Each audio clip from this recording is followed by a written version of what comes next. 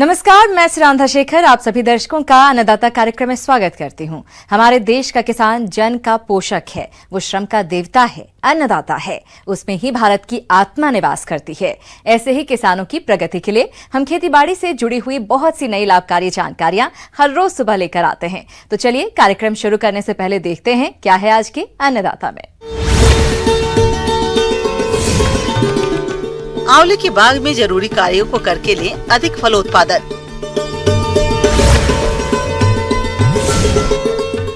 मछली पालन है किसानों के लिए अच्छी आमदनी का जरिया। आंवला की बागवानी अपने राज्य में कम पानी वाले क्षेत्रों में बड़े पैमाने पर की जाती है और किसान इसकी बागवानी करके अच्छी आय कमा रहे हैं। आज हम आपको गांव इटावा भोपजी जिला जयपुर के प्रगतिशील किसान राजू लाल यादव से मिलवा रहे हैं, जो आंवले की बागवानी कर रहे हैं। तो आइए मिलते हैं इन्हीं से और जानते हैं इनके अनुभवों को।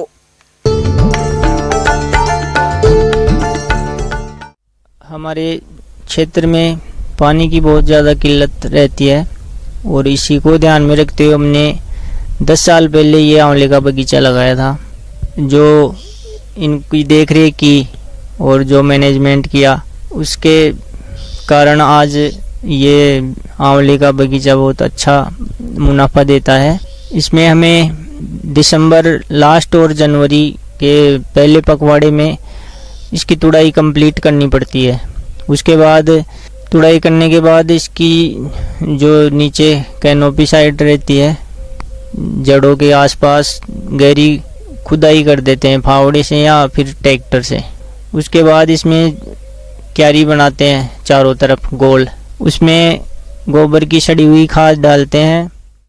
फल तुड़ाई के बाद गोबर की खाद लगभग 20 किलोग्राम देकर हल्की सिंचाई कर दें और उसके 1 महीने बाद फरवरी माह में यूरिया 750 ग्राम, डीएपी 500 ग्राम और पोटाश 1 किलोग्राम का प्रयोग करें और इतनी ही मात्रा अगस्त में भी प्रयोग करें। फरवरी माह में ही सूक्ष्म तत्वों में बोरान, जिंक सल्फेट और कॉपर सल्फेट की 500 ग्राम मात्रा भी प्रति पेड़ प्रयोग कर सकते हैं।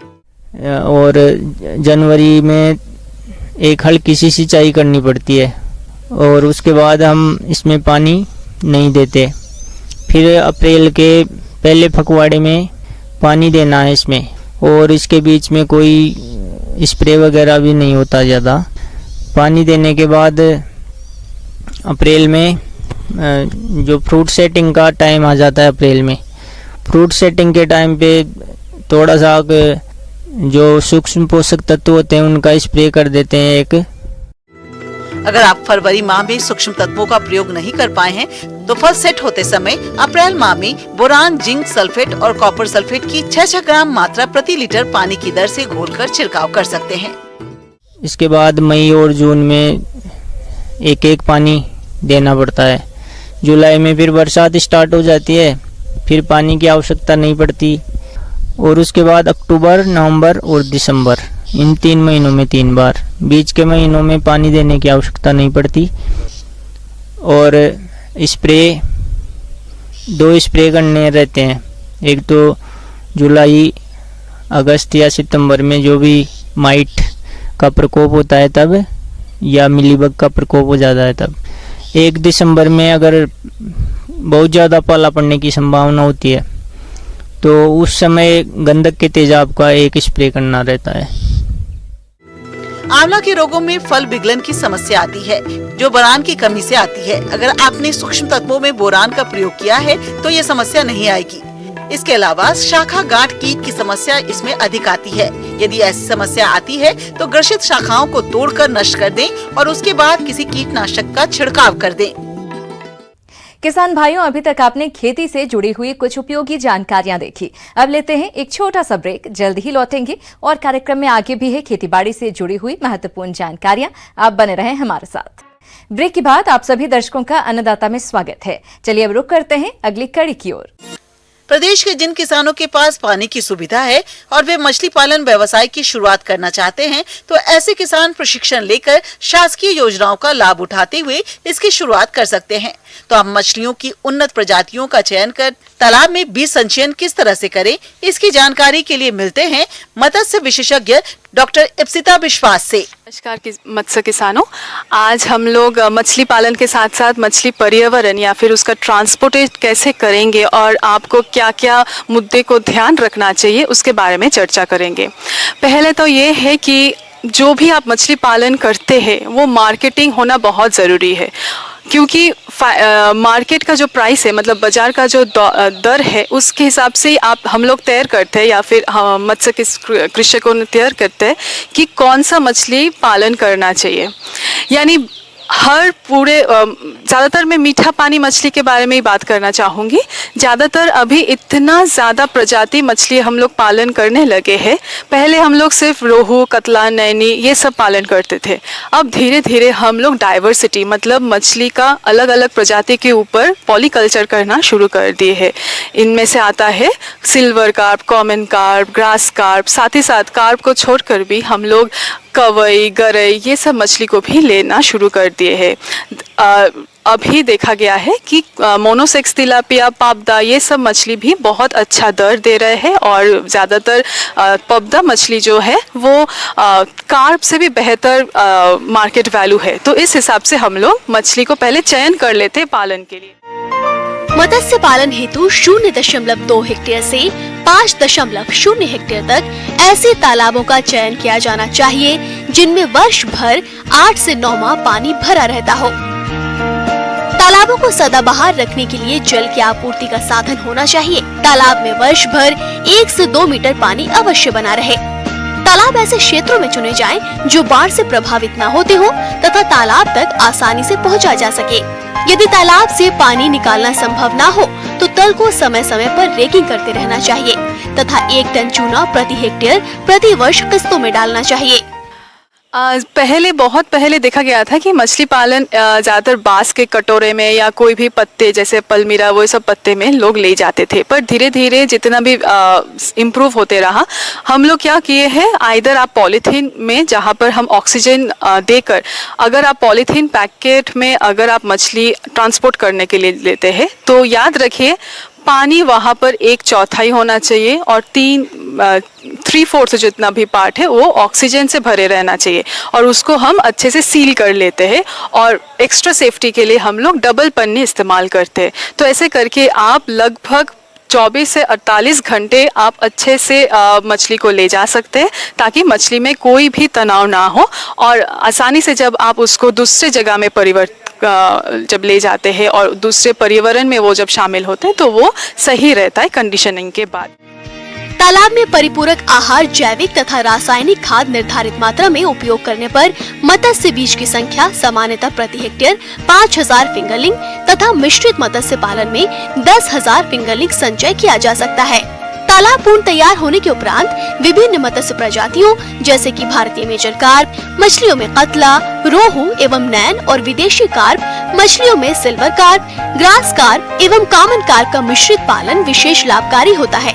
यदि 6 प्रकार की देशी व विदेशी कार्प मछलियों का मिश्रित पालन किया जा रहा हो तो कतला 20%, सिल्वर कार्प 10%, रोहू 30%, ग्रास कार्प 10%, नैन 15% और कॉमन कार्प 15% का अनुपात उपयुक्त होता है। यदि सिल्वर कार्प व ग्रास कार्प मछलियों का पालन नहीं किया जा रहा है और 4 प्रकार की मछलियां ही पाली जा रही हैं, तो संचय अनुपात कतला 40%, रोहू 30%, नैन 15% व कॉमन कार्प 15% होना लाभकारी होता है।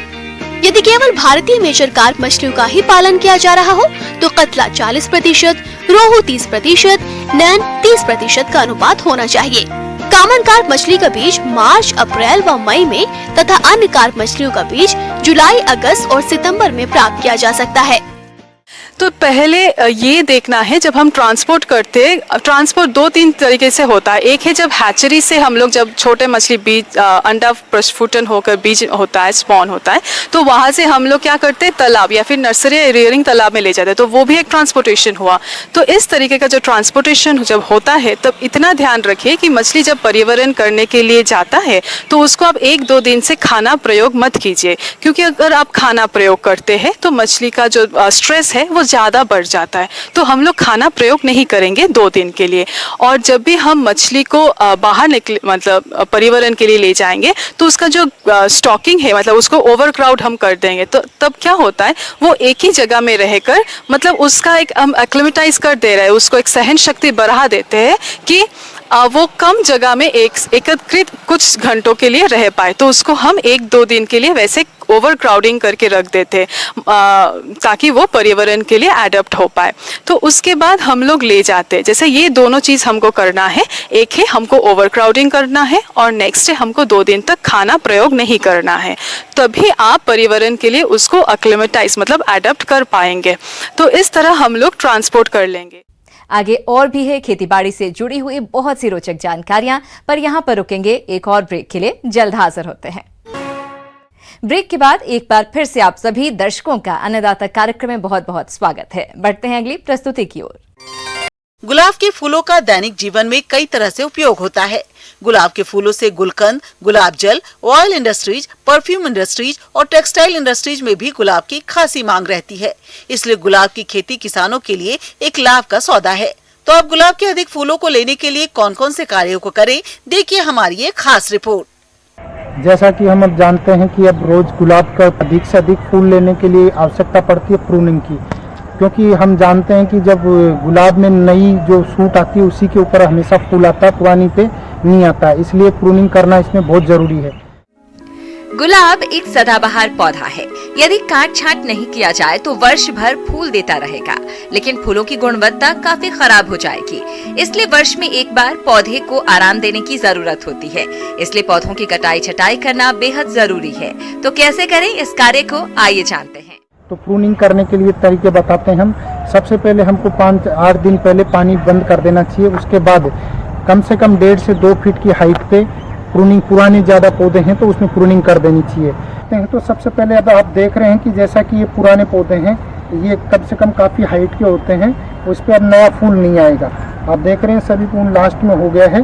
तो इसको आपको करना क्या है, ज़मीन से कम 1.5 से 2 फीट की हाइट पर इसको कटिंग करते हैं। कटिंग करते समय में ये आपको ध्यान रखना है, सीधा फ्लैट कट नहीं लगाएं, उसमें 45 डिग्री का कट लगाएं। और कट लगाते टाइम ये ध्यान रखें कम से कम 1 सेंटीमीटर जो बड है पुरानी, उस पर 1 सेंटीमीटर ऊपर से कट लगाएंगे।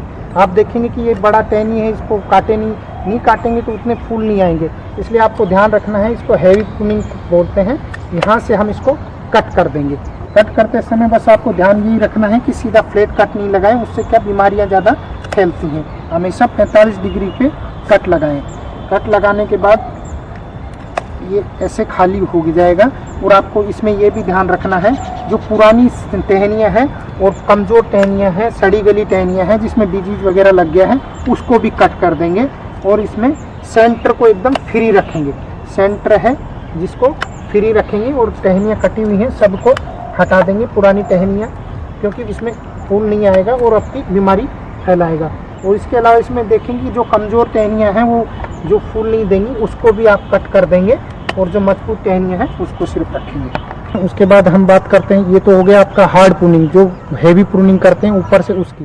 किसान भाइयों, गुलाब के पौधों से अच्छी क्वालिटी के अधिक फूल प्राप्त करने के लिए अक्टूबर माह में इनकी विटरिंग करनी होती है। इससे क्या लाभ है और इस प्रक्रिया को कैसे करना है, आइए जानते हैं। फिर बात करते हैं हम रूट प्रूनिंग की। रूट प्रूनिंग के लिए क्या करते हैं हम, जैसे पौधा है उसकी पेरीफेरी से 20 से 30 सेंटीमीटर की दूरी पर हम थोड़ा खुरपी से 45 एंगल पर ऐसे खोदते हुए चले जाते हैं और 10 से 15 सेंटीमीटर गहराई तक खोदकर उसको कम से कम 8 से 10 दिन के लिए खुला छोड़ देते हैं। उसके बाद हम उसमें कम से कम 5 से 8 केजी प्रति पौधे के हिसाब से आपका जो सड़ा हुआ गोबर की खाद है उसको डालकर उसमें मिक्स कर देते हैं। मिक्स करने के बाद मिट्टी जो निकली है उसको वापस भर देते हैं और उसमें पानी दे देते हैं। ये तो हो गया आपका रूट प्रूनिंग का बात। गुलाब के पौधों का विकास ठीक ढंग से हो तथा शाखाओं पर अधिक मात्रा में अच्छे फूल आए, इसके लिए इस समय पौधों में कुछ पोषक तत्वों को देना पड़ता है। तो कौन कौन से उर्वरकों को कब और कितनी मात्रा में देना है, आइए जानते हैं। उसके बाद बात आती है आपकी मैन्यूरिंग की। तो मैन्यूरिंग के लिए हम इसमें एक तो आपका 5 से 8 केजी आपको वर्मी कंपोस्ट या आपका सड़ी हुई गोबर की खाद दे सकते हैं। इसके अलावा अगर हम केमिकल फर्टिलाइजर की बात करते हैं तो आजकल रोज मिक्स के नाम से बहुत सारे बाजार में उपलब्ध हैं। इसके अलावा अगर हमारे पास उपलब्ध हैं उनको देना चाहेंगे तो हम आप इसके अंदर 75 ग्राम आपका नाइट्रोजन, 150 ग्राम आपका फास्फोरस एवं 50 ग्राम पोटास देंगे। जिसमें करना क्या होता है कि आपको पूरी मात्रा फास्फोरस और पोटास की जब प्रूनिंग करके जब गड्ढा भरते हैं उसी टाइम दे देते हैं। आधी मात्रा जो नाइट्रोजन की बचती है उसको 30 दिन के बाद, प्रूनिंग के 30 दिन के बाद फर्स्ट जो हार दिया है मैन्यूरिंग, उसके 30 दिन बाद उसमें देते हैं। कि हम जानते हैं कि प्रूनिंग का सबसे बेस्ट समय जो है बारिश जब ख़त्म होती है और हल्का सर्दी आने का शुरू होता है तो वो है अक्टूबर का महीना।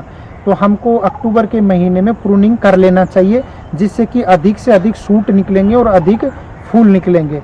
उससे हम अधिक फ़ायदा ले सकते हैं गुलाब के पौधे से। अगर हम पुराने को ऐसे कैसा छोड़ेंगे तो उससे नए सूट नहीं आएंगे, और जब नए सूट नहीं आएंगे तो उस पर नए फूल नहीं लगेंगे।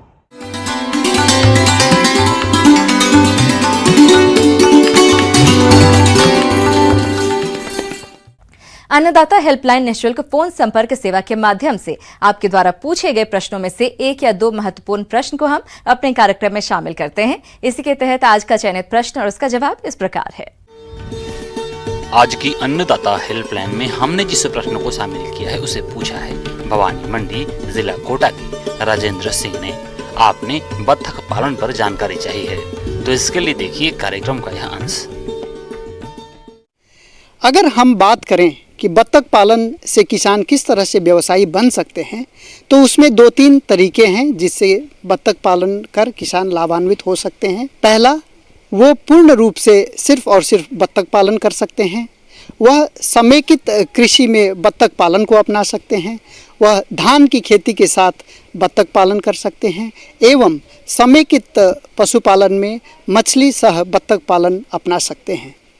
अगर हम बात करें कि सफल बत्तख पालन के क्या क्या आयाम होंगे, क्या क्या तरीके होंगे, तो मैं सर्वप्रथम किसान भाइयों को अनुरोध करूंगा कि वह अपने क्षेत्र में सर्वेक्षण करें और बत्तख के बाज़ार व्यवस्था का पहले सुनिश्चित करें कि उनके बत्तख किस लिए वो पालने जा रहे हैं।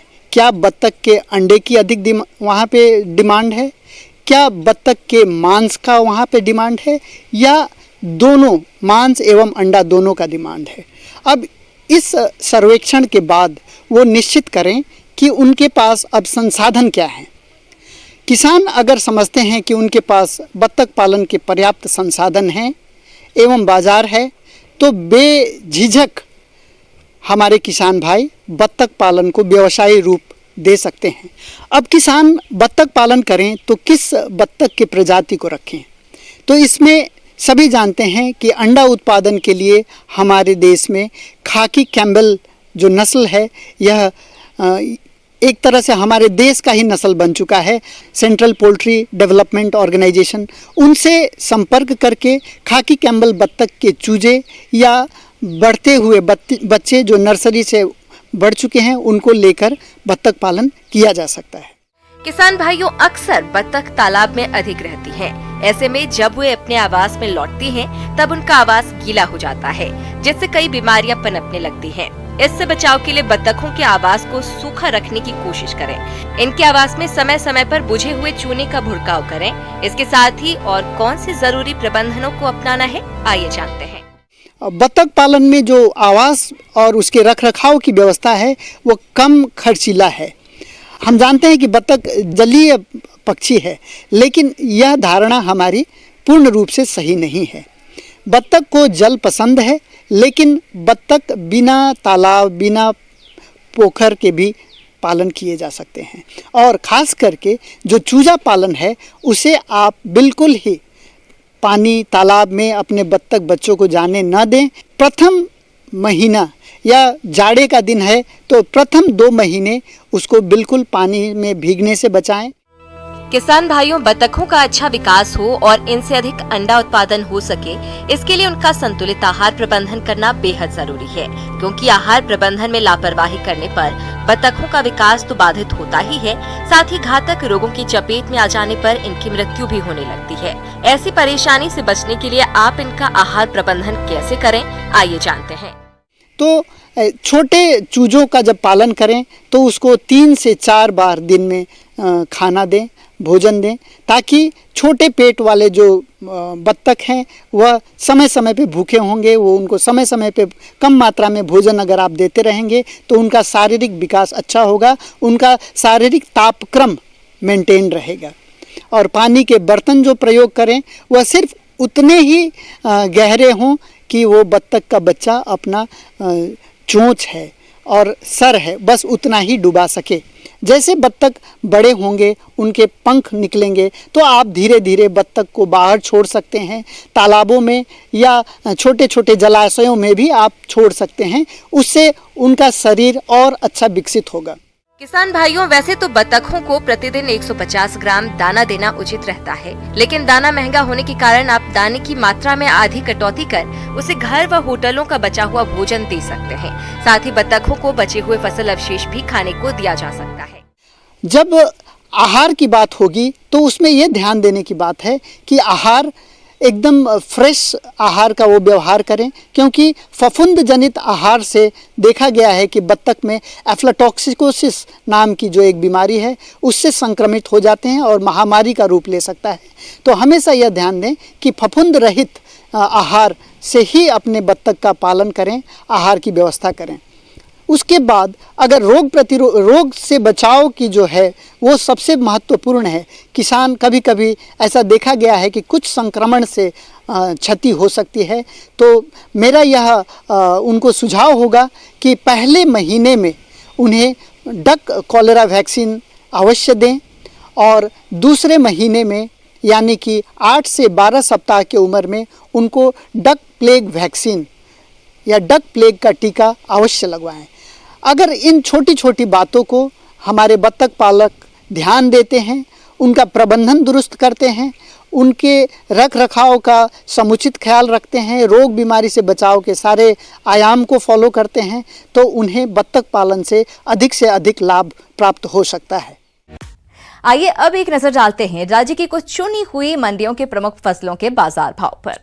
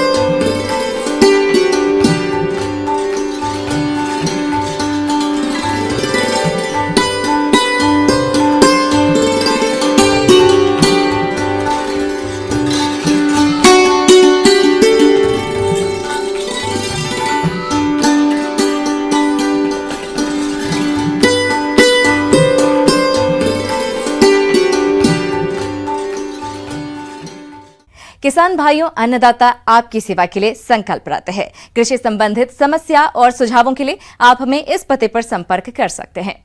प्रोड्यूसर अन्नदाता, news 18 Rajasthan, Ramoji film city, Hyderabad 501512। साथ ही आप हमें ईमेल भी कर सकते हैं। हमारा ईमेल है p18annadatarajasthan@nw18.com। इसके अतिरिक्त आप हमें निःशुल्क हेल्पलाइन नंबर 180041921555 पर सोमवार से शनिवार सुबह 10 बजे से शाम 4 बजे के बीच संपर्क कर सकते हैं। किसान भाइयों, अब समय हो रहा है आपसे विदा लेने का, तो हमारी पूरी अन्नदाता टीम को दीजिए इजाजत। कल फिर आपसे मुलाकात होगी कृषि संबंधित कुछ और महत्वपूर्ण जानकारियों के साथ। नमस्कार।